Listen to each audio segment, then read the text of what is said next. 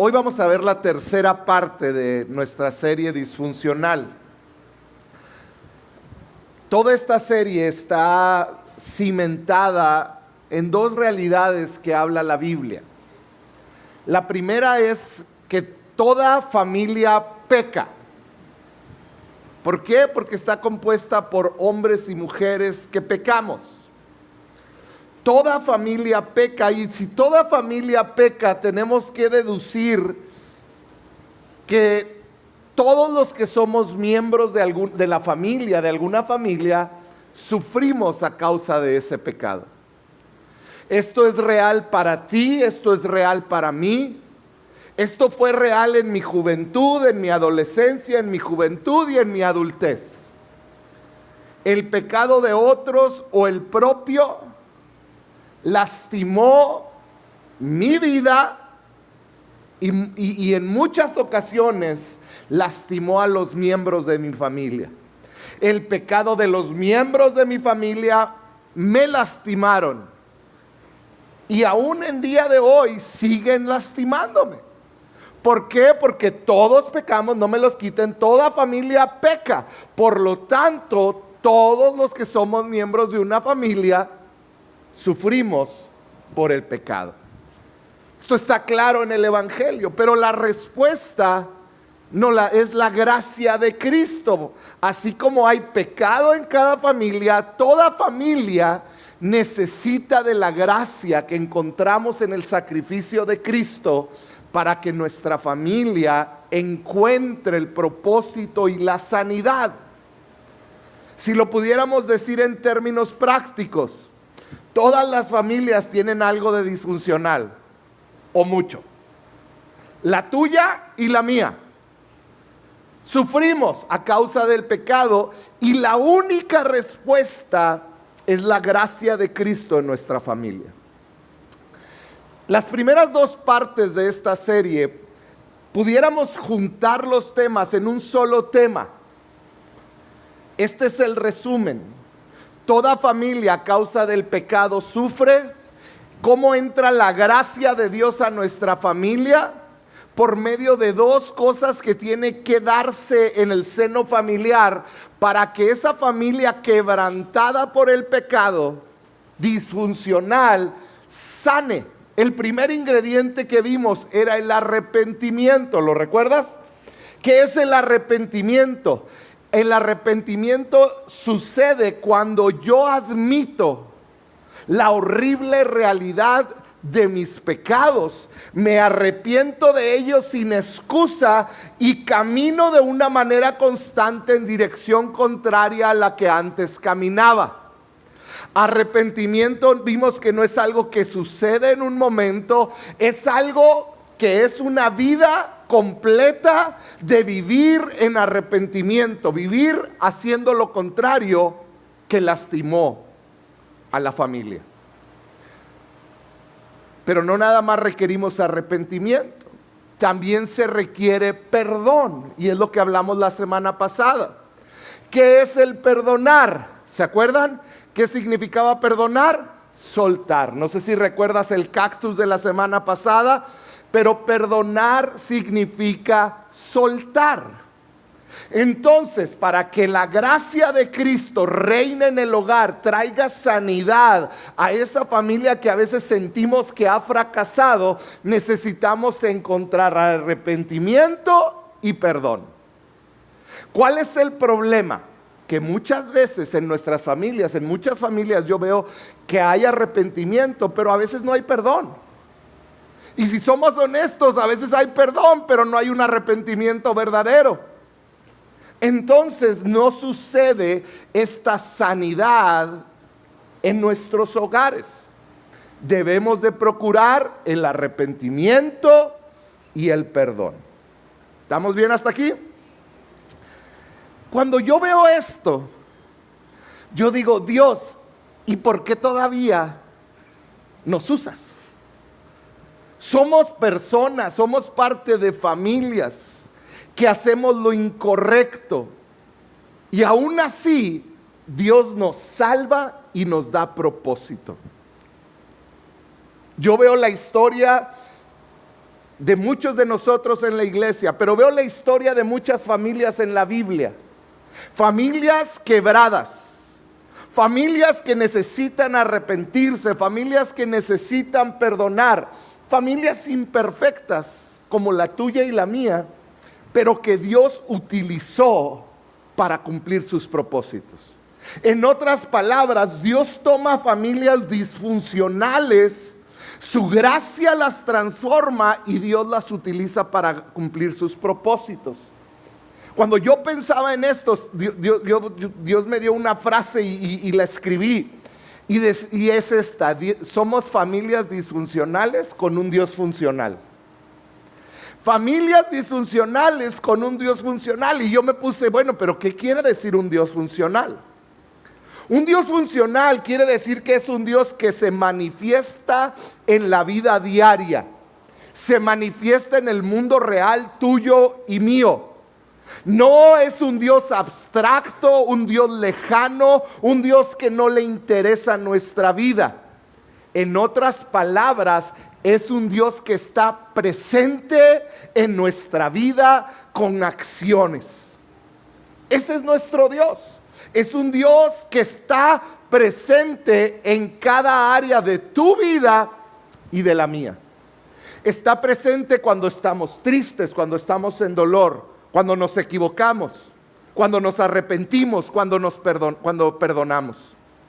Es un Dios que está presente. Ahora, si yo tomara la mayoría de mis consejerías familiares, son muchas las familias que sienten que se han equivocado tanto. Son muchos papá y mamá, muchos matrimonios que se han equivocado tanto, que ven tan destruida su familia, que entra este pensamiento a sus vidas: mi familia fracasó. Mi familia fracasó, mi familia está destruida. Y si ese es tu caso, yo hoy quiero llenarte de esperanza, que si tú permites que el arrepentimiento y el perdón entren a tu familia, tú vas a enfrentar un futuro muy distinto. Fíjate las palabras de María, la madre de Jesús, justo antes del nacimiento de Jesús. Justo antes de que ella diera luz al Salvador del mundo. Vamos a ver lo que ella escribió, que es el contexto de esto que vamos a leer en Lucas capítulo 1. María está dándose cuenta que ella, siendo una mujer,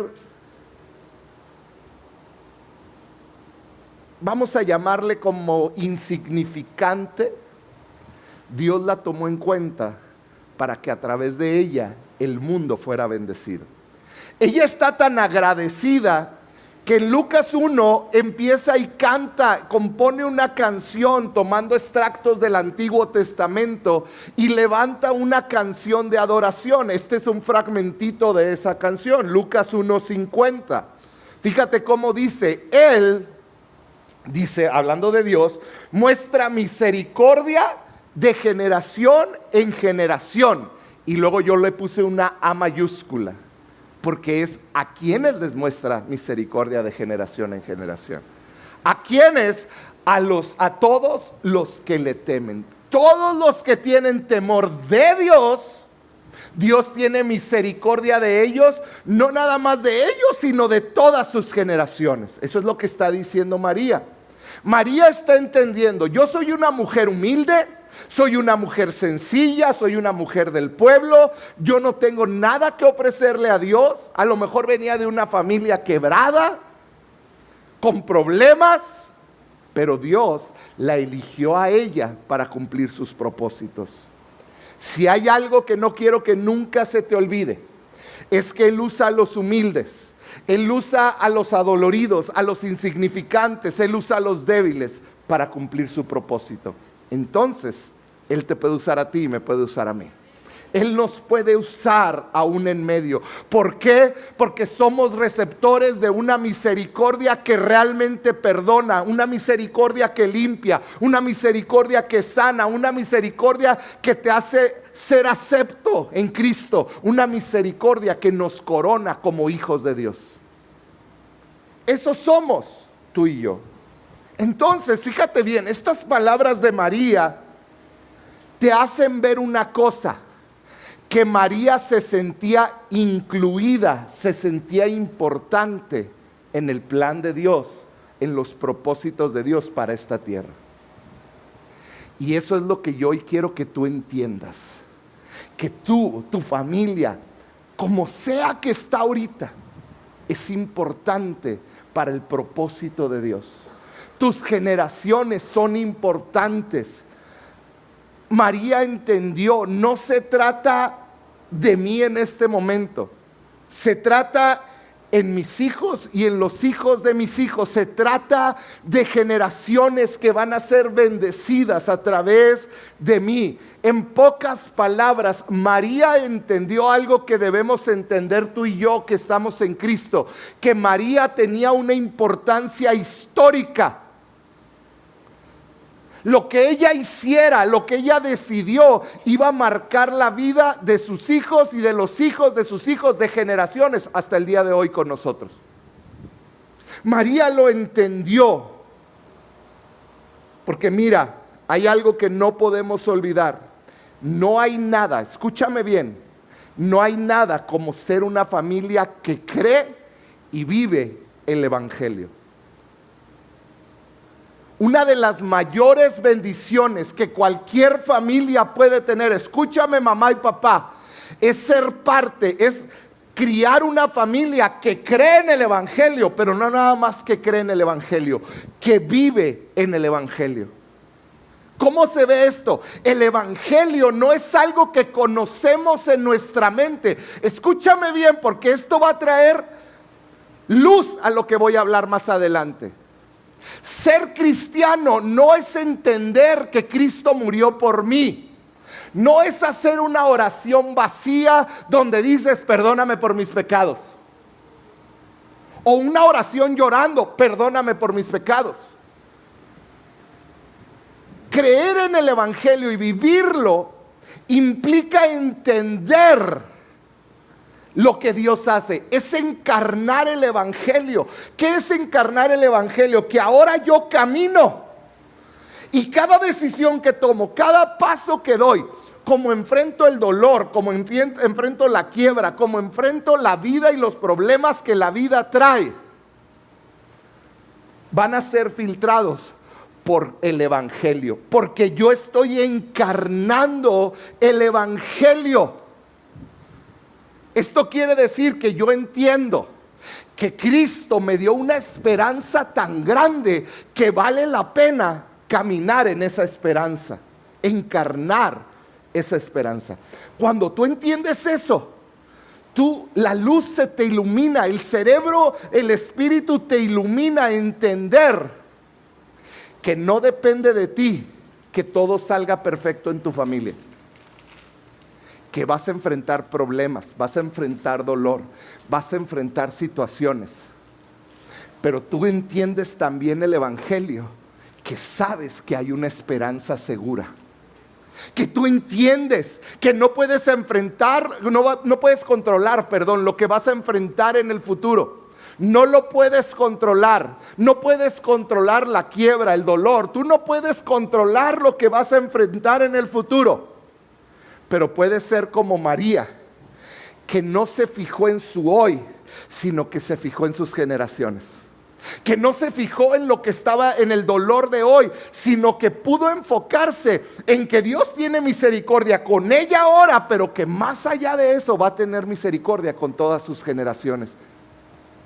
María lo entendió perfectamente bien, por eso escribió: Él muestra mi misericordia de generación en generación. ¿A quiénes? A todos los que le temen. Escúchame bien, María entendió que a veces fallamos. María entendió que a veces fallamos a entender todo lo que implica seguir a Cristo en nuestra vida. María entendió que era difícil, pero ella entendió que también que había una característica. Había una característica que hacía que el futuro de tus generaciones cambie, que hacía que tu presente cambiara de perspectiva. Esa característica es de lo que hoy te quiero hablar, el temor de Dios. Hoy vamos a hablar del temor de Dios. El temor de Dios no es ese horror que tenemos, ese temor a un castigo. Eso no es el temor de Dios. Yo hoy quiero, con un ejemplo de la Biblia, poder explicarte qué es el temor de Dios. ¿Están aquí conmigo? Muy bien, vamos a hablar del padre de la fe, Abraham. Vamos a hablar de Abraham. Abraham es conocido como el padre de la fe, un hombre increíble que le creyó a Dios promesas increíbles. Dios le dijo: tú vas a ser padre de multitudes y en ti van a ser benditas todas las naciones. ¡Súper!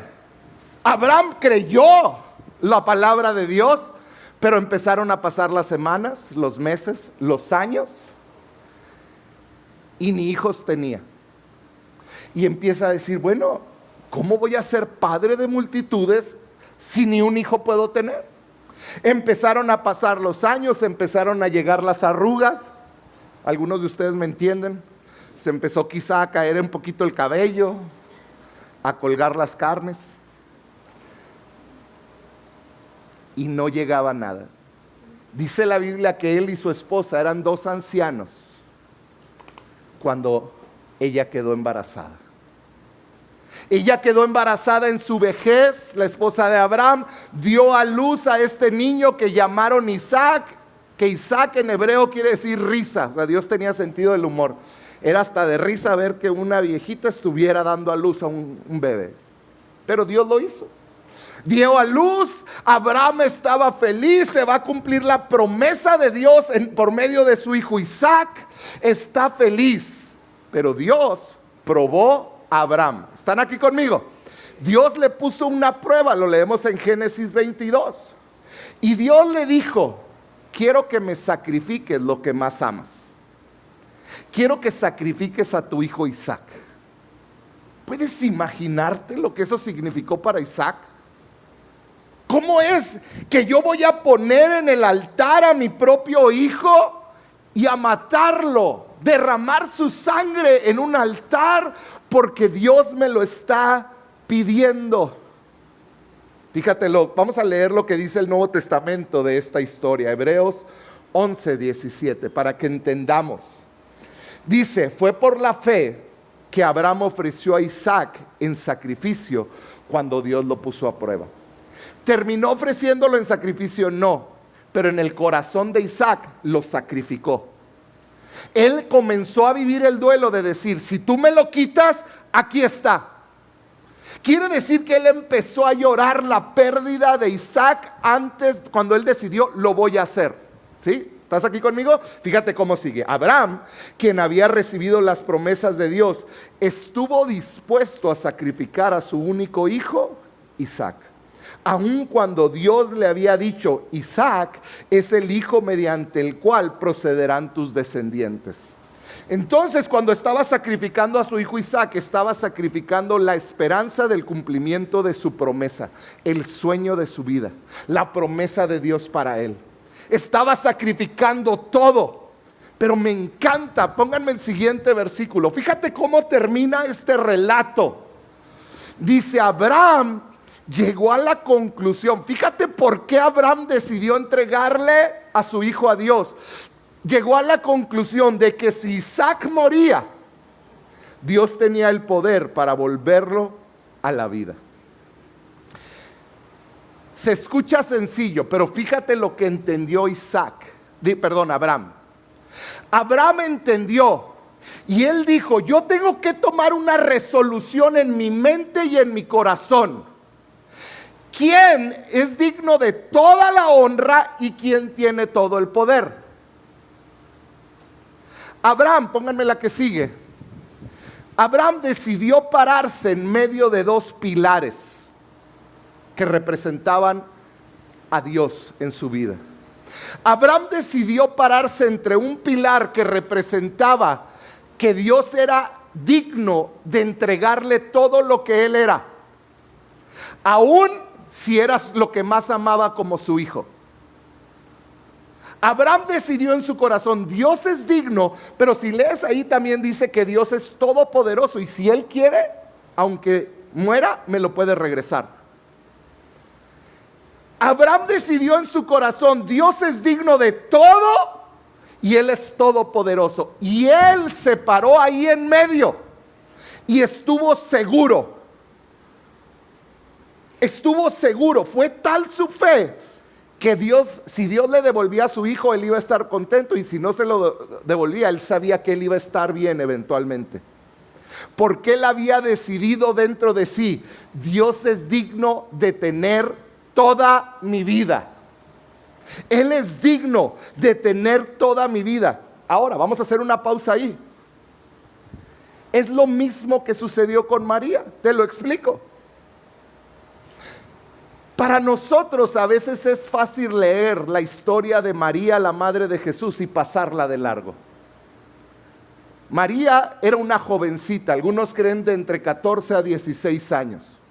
Para esa época estaba en edad casadera, ya tenía su novio, estaba por casarse.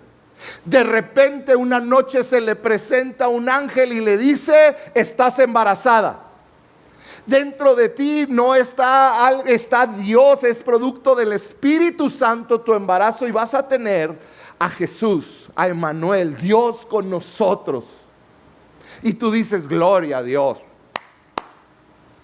No, piensa en ella. ¿Has oído la frase, pueblo chico, infierno grande? ¿Puedes imaginarte lo que sucedía en su pueblito? ¿Puedes imaginarte a unos hombres en la esquina chismoseando? ¿Ya viste? Le está creciendo panza a María. ¿Quién habrá sido? Ese José Pillín. O ya le pusieron el cuerno.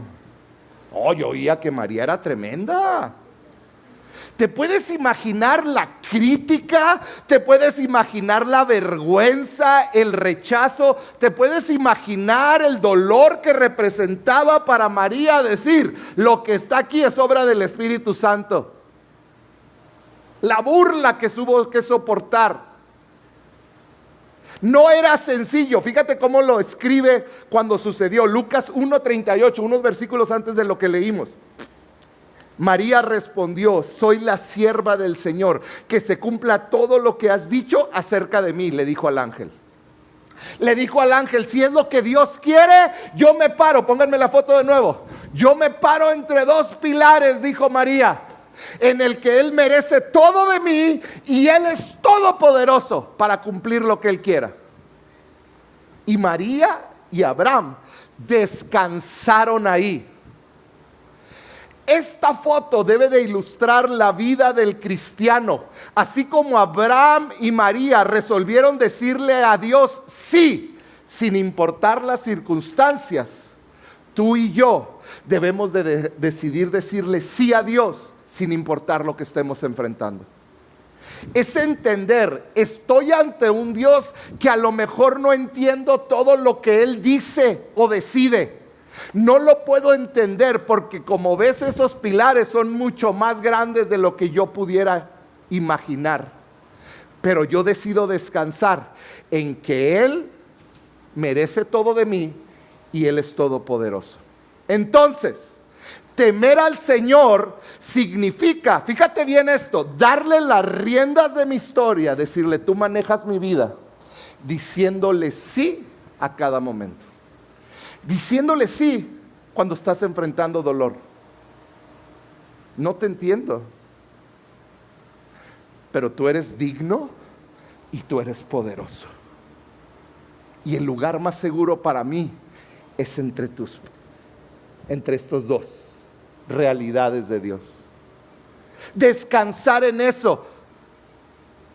Entonces, temer a Dios significa ponerlo en primer lugar cuando todo está en juego. Cuando voy a perder mi empleo si sigo actuando incorrectamente. Si decido actuar ahora correctamente.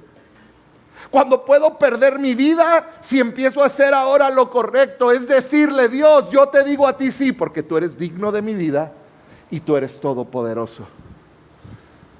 Temor de Dios significa seguirlo cuando nos cuesta, cuando es difícil, cuando perderemos amistades. Temer a Dios significa confiar en sus promesas cuando nuestra vida parece negarlas. ¿Qué es esto? Significa que yo confío en las promesas de Dios, de que Dios iba a estar conmigo, aun cuando parece que Dios no está conmigo. Aun cuando estoy en medio del dolor, en medio del sufrimiento. Temor de Dios es ese temor reverente que te hace sentir y ver que estás ante la presencia de algo mucho mayor a ti, que es digno de ti y tiene todo el poder, y dice: Señor, me entrego a ti. Y aunque no lo entienda, debajo de tus alas voy a estar seguro. Seguir al Señor, tener temor de Dios, significa hacer lo correcto, incluso cuando nadie nos ve. Donde nadie te ve, temer a Dios es hacer lo correcto, porque Él sí te está viendo. Temer a Dios es estar siempre disponible para Él. En pocas palabras, temer a Dios es reconocer que mi vida no está centrada en mí, sino en aquel que es mi dueño. Mi vida no está centrada en mí, el mundo no gira a mi alrededor. Él es el que hace girar el mundo. Él es mi dueño, Él es digno y Él es poderoso. Y yo me someto y me rindo ante su voluntad. Podemos decir que el temor del Señor es, fíjate bien esto es poderosísimo, es cuando dejamos que el verdadero cristianismo y no nuestras preferencias definan nuestro camino. Es cuando yo encarno el evangelio y dejo de vivir por mis gustos, mis deseos, mi dolor, mi tristeza, y empiezo a decir: ¿qué quieres de mí ahora, Señor? Dejo de vivir como si yo fuera el centro de la vida. ¿Por qué haría algo así yo? ¿Por qué? ¿Por qué haría algo así cuando de repente me va mal en la vida? Cuando Dios no responde mi oración, cuando las cosas y mi familia parece destrozada. ¿Por qué yo pararme en un Dios, en medio de un Dios que es digno y poderoso? ¿Por qué debo de seguirlo? María lo entendió muy bien. María dijo: porque su misericordia es para los que le temen de generación en generación. Tú anhelarías que tus generaciones fueran bendecidas, porque ¿sabes qué quiere decir? Que tu familia va a ser bendecida de generación en generación. Que tus hijos, que hoy puedes ver, quizá tus nietos. Para un padre el ver bendecido un hijo es cuestión de mucho gozo, ¿cierto o falso? Pero para un abuelo, lo sabe, ver un hijo siguiendo a Dios, levantando sus manos, es un gozo que no tiene explicación. Porque si quieres a tus hijos, a los hijos de tus hijos, yo me imagino que ha de ser un amor. Imagínate que Dios promete a los que le temen, que no nomás a tus hijos, sino a los hijos de tus hijos, y a los hijos de tus hijos, y a los hijos de tus hijos, Dios los va a bendecir. Yo amo a Mariana, Coco y Josué, y no sé cómo voy a amar cuando me hagan abuelo. Pero cuando Mariana sea abuela o bisabuela y Josué tenga tataranietos, yo quiero que ellos recuerden: el papá de mi tatarabuelo Josué fue un hombre que sirvió a Dios y sembró en nuestra familia el amar a Dios. Eso fue lo que entendió María. María entendió: no se trata de yo ahora en este momento. Se trata de que el Señor tiene misericordia por generaciones si le temes a Dios.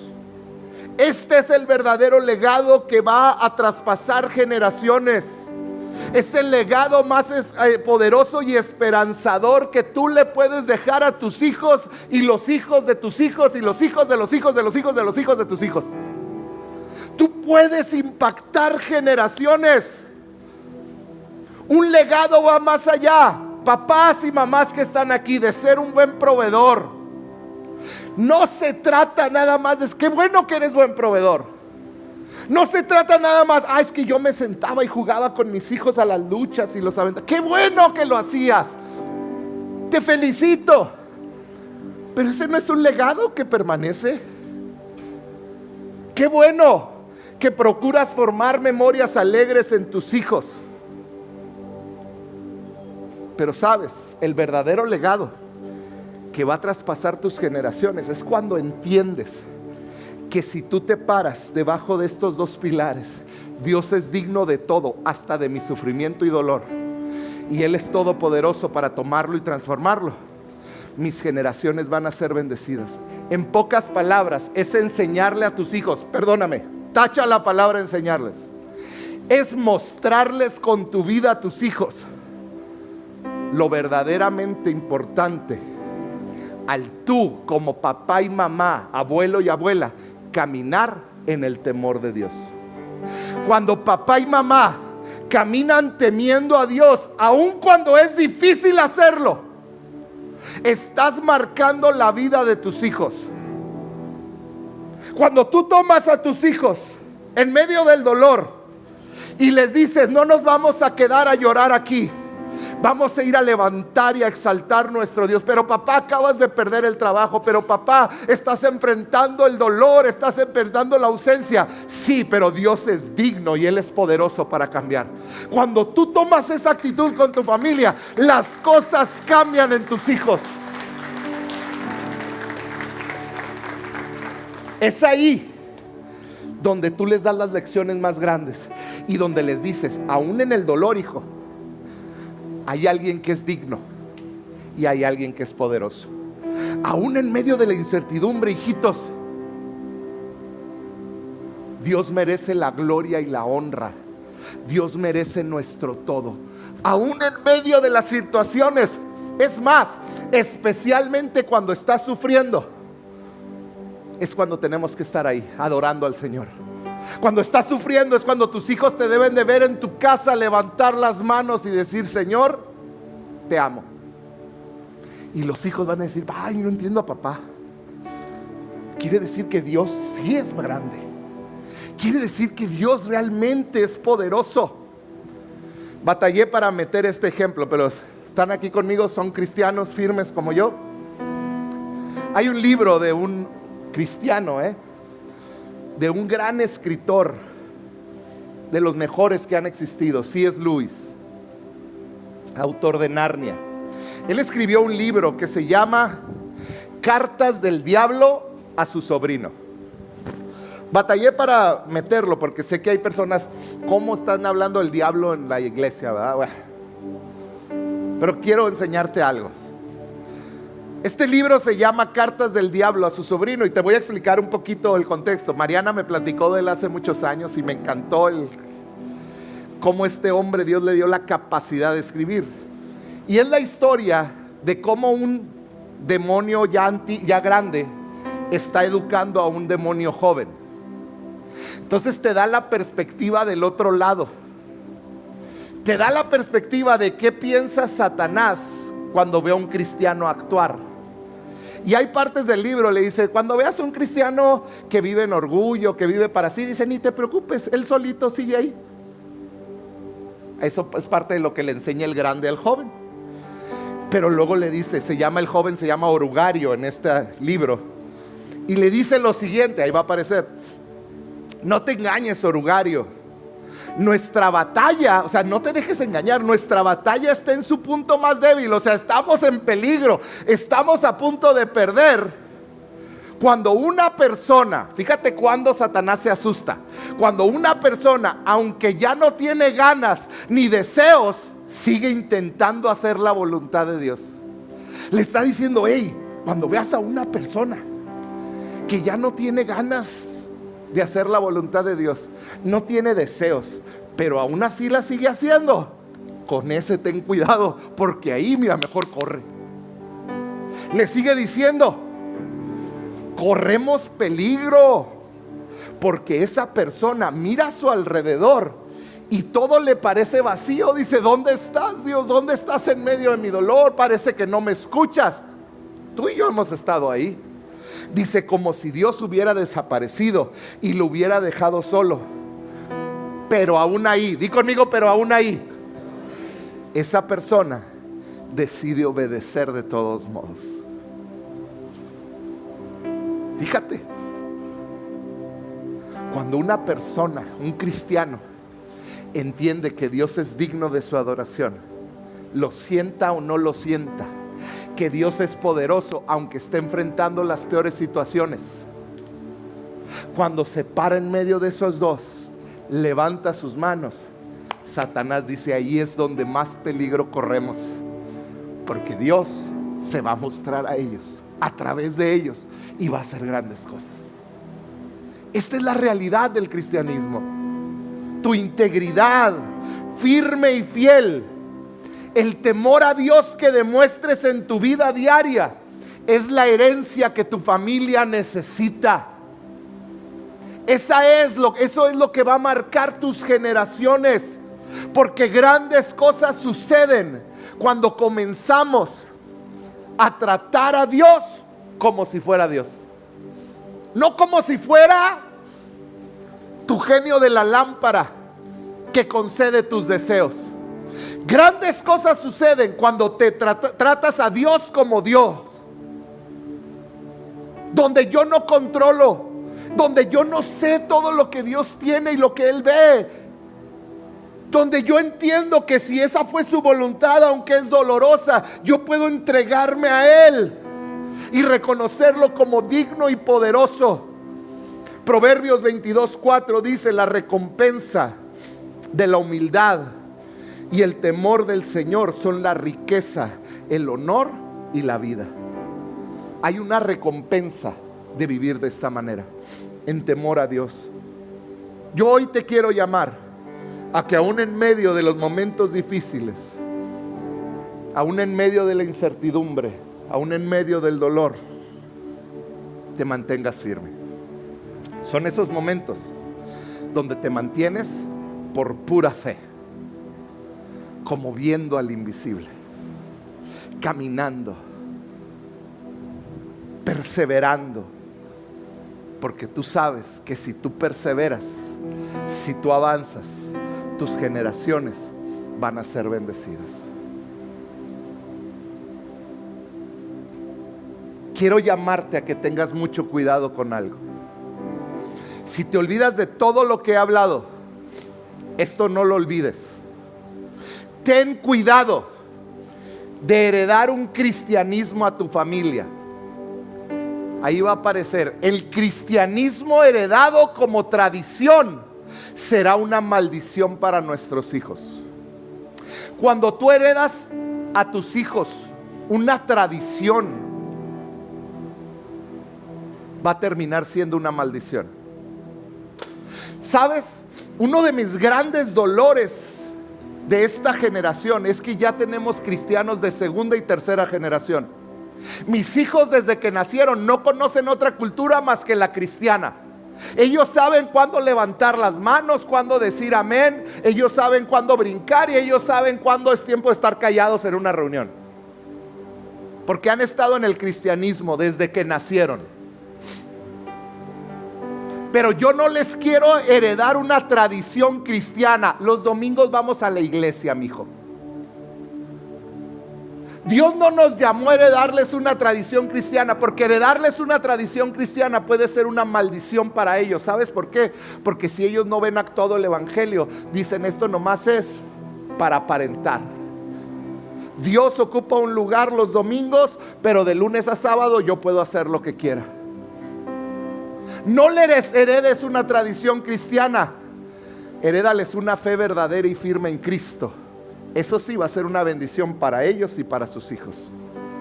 No se trata de que aprendan a ser cristianos, se trata de que vivan la fe. Y la única manera que lo van a hacer es cuando tú, como papá y mamá, se las modeles, encarnes el evangelio y empieces a tomar decisiones. Termino con esto.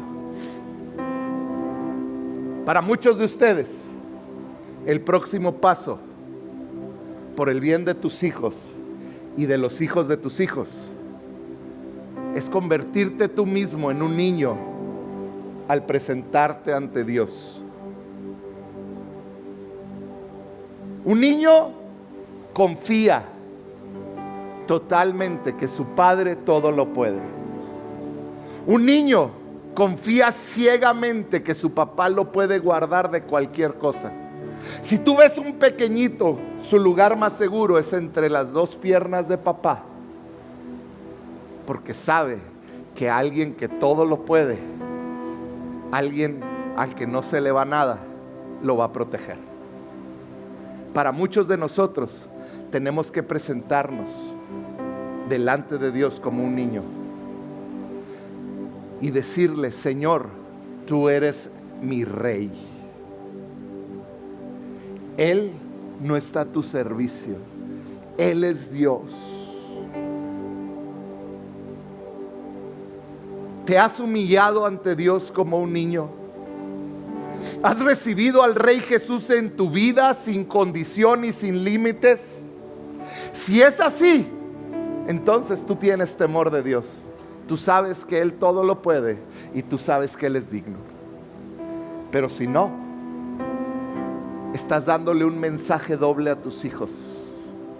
Un mensaje donde los domingos le creemos a Dios, pero en casa no. Un mensaje donde los domingos levantamos las manos, pero en mi economía no te metas, Dios, esa la manejo yo. En mi trabajo no. En los problemas no. Esta área sí te la permito. Hoy, que nuestra vida entera esté marcada por un temor reverente a Dios, donde reconocemos que Él es digno de todo y Él es todopoderoso. Fíjate cómo termina la historia de Abraham. El Señor dice: ya que me has obedecido y no me has negado siquiera a tu hijo, tu único hijo, juro por mi nombre, le dijo Dios, que ciertamente te bendeciré. Cuando Abraham le demostró que aún en medio del dolor él era digno y él era poderoso, Dios le dijo: te voy a bendecir. Y hasta el día de hoy nosotros somos receptores de esa bendición. Por cuanto no pusiste tu problema, tu situación, tu dolor y tu angustia por encima de Dios, ciertamente te bendeciré. Hoy yo te quiero llamar: no pongas nada por encima de Dios. Dios es digno y Él es poderoso. Que vivamos debajo de esos dos, confiados en que a su momento podremos alcanzar su propósito en nuestra vida. Que aunque parezca doloroso, sigamos avanzando. Temer a Dios, iglesia, es el camino seguro para bendecir a tus generaciones. ¿Por qué no cierras tus ojos?